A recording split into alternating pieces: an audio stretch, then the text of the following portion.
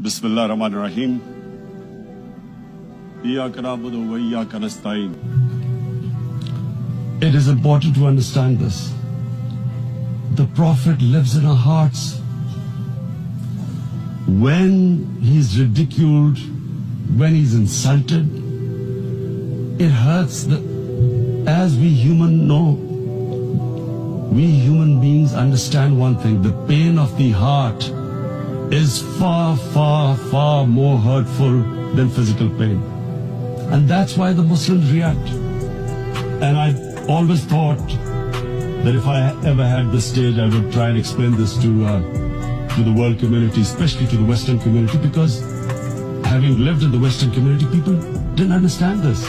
When I first went as a teenager to England, there was a comedy film on Jesus Christ. It's unthinkable in Muslim societies.